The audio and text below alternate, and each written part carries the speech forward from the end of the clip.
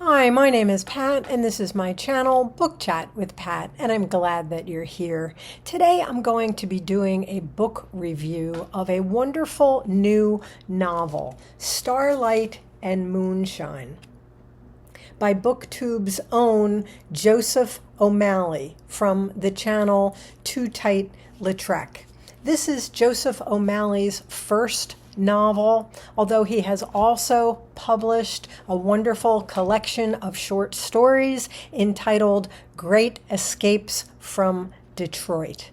In last week's weekly wrap-up, I just gave a brief overview of this novel, which I had finished last week, and I said I would be reviewing it more fully in the week to come. So this is that review.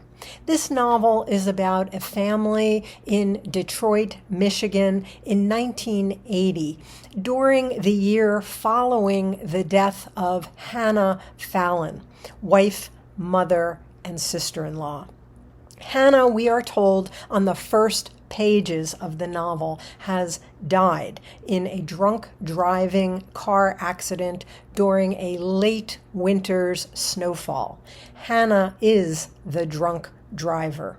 In the course of the novel, we see both the aftermath of her death and also the events leading up to it from the points of view of all of the family members. Her husband, James, her three young adult children, Mary, Colleen, and Jack, and her sister-in-law, Addie, James' older sister. We also get the point of view of Hannah in one chapter near the end of the novel, as we see her activities and her thought processes leading up to the car accident that kills her. Most of the chapters are told in the first person from different family members' perspectives, although the chapter that gives us husband James' perspective is told in a limited third-person point of view, focusing on the world from James' perspective. Joseph O'Malley does a masterful job of characterizing each of the family members, though I found the characterizations of the son Jack and the really intrusive and overbearing Aunt Addie to be the most well-drawn characters. And they were also the most moving characters to me. When we first meet Jack, he is a senior. Well, he has left high school. He left high school in his senior year after his mother's death. So when we first meet him, he's working as a maintenance man in an intensive care unit in a local hospital.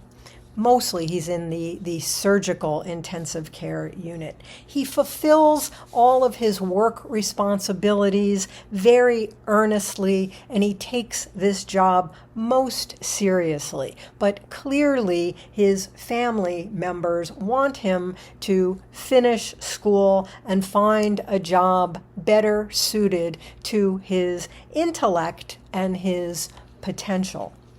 We learn a great deal about Jack's life, both from the chapter that he narrates and also from all of the other family members' chapters as well. He is clearly the most beloved of the three children in the family.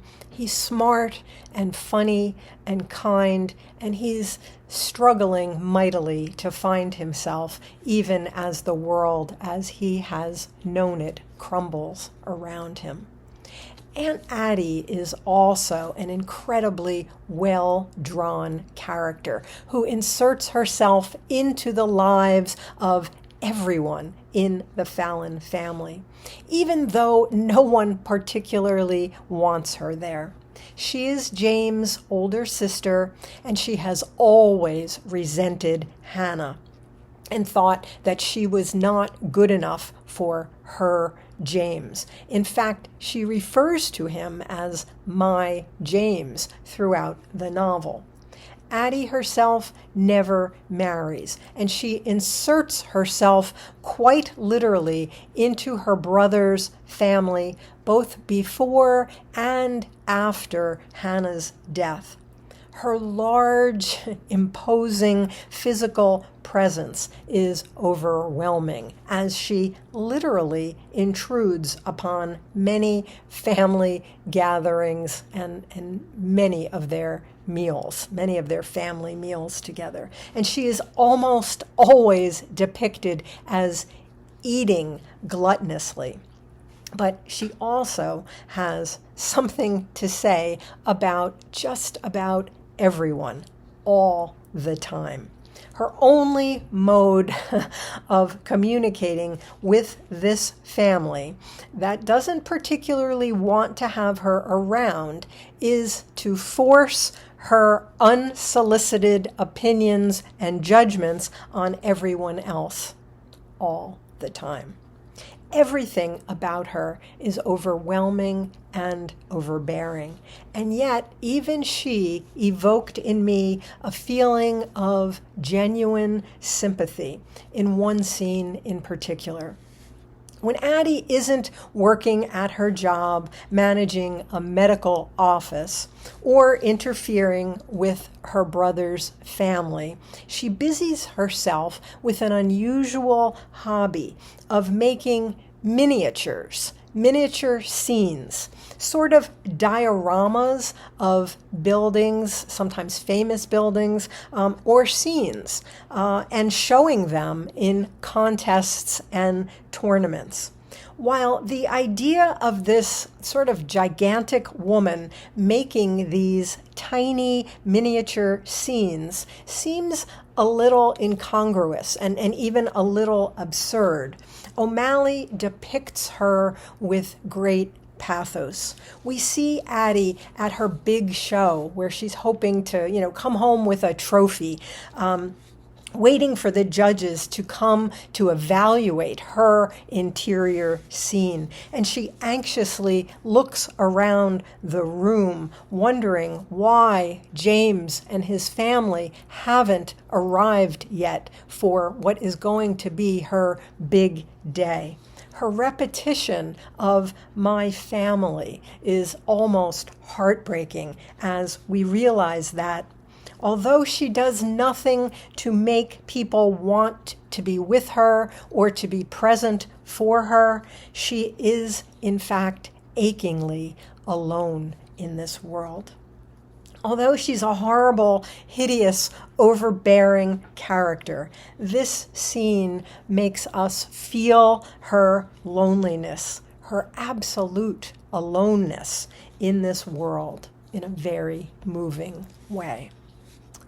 Most moving of all to me was the way that O'Malley captures the impact of sudden death on a family, and a death that was the result of addiction, a death that didn't have to happen, that shouldn't have happened, and the myriad ways that family members deal with their grief and loss. We're seeing the impact of Hannah's death from several different characters' perspectives, and one of the most moving scenes of all was in the daughter Colleen's section. Colleen, like Aunt Addie, also eats compulsively, and in fact, when her chapter begins, we learn that she is also something of a compulsive shoplifter. And she's just been arrested for stealing, well, what her father says is a salami. But she describes one evening with her brother Jack when, for just a few moments, it almost feels like they will be able to turn back the clock to the time before everything went haywire, and everyone will act the way they used to act, and they can then go on being a family again. I'm just going to read a little bit from that scene in Colleen's section.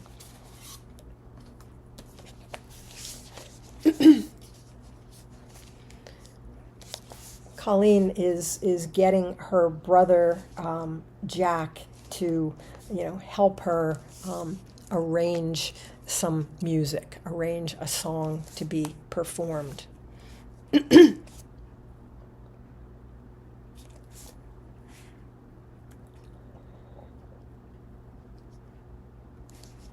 I like the music. When the man started singing, I said, I like his voice. Yes, Jack said. I read along as the man sang. When it had finished, Jack lifted the needle and set it back. I love it, I said.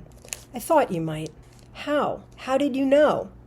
Sometimes when Jack smiled, his face took on the best of Mom and Dad, and looking at him, sitting there all quiet and relaxed, it felt like we were all one again.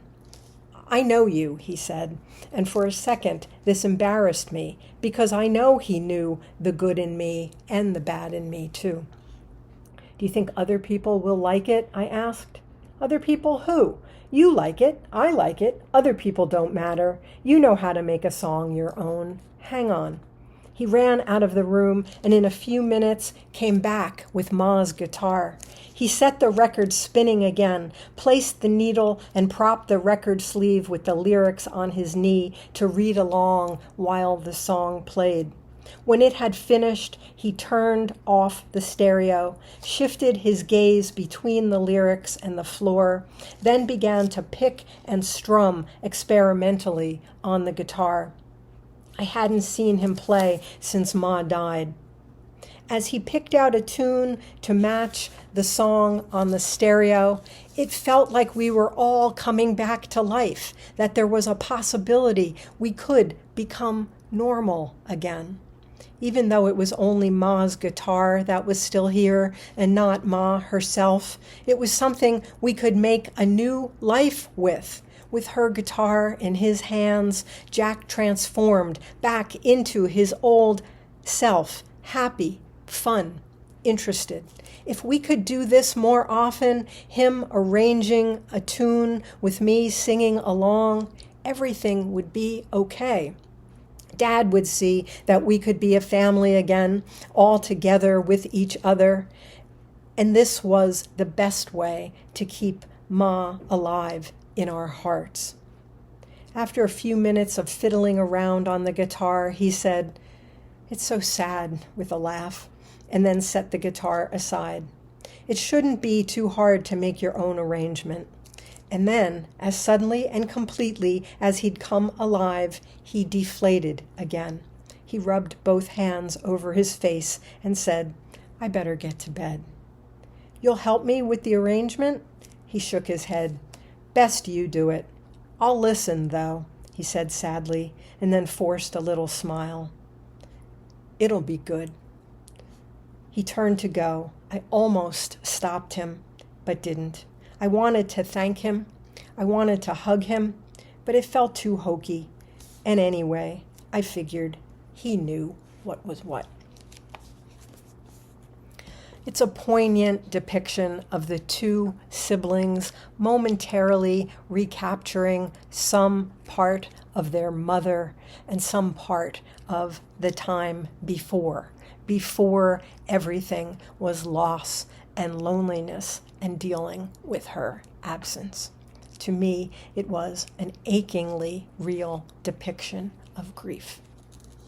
Joseph O'Malley is an extraordinarily talented writer whose depiction of family dynamics in the face of real tragedy is psychologically accurate and profoundly moving. As I said in my wrap-up video last week when I just mentioned that I was going to be talking about this book, this is exactly my kind of family saga. It combines genuine humor, long-standing family conflicts and rivalries, and an authentic portrayal of family, love, and grief. and I absolutely loved this book. As always, I thank you for watching. I hope that you're doing well. I'll speak with you again soon. Take care.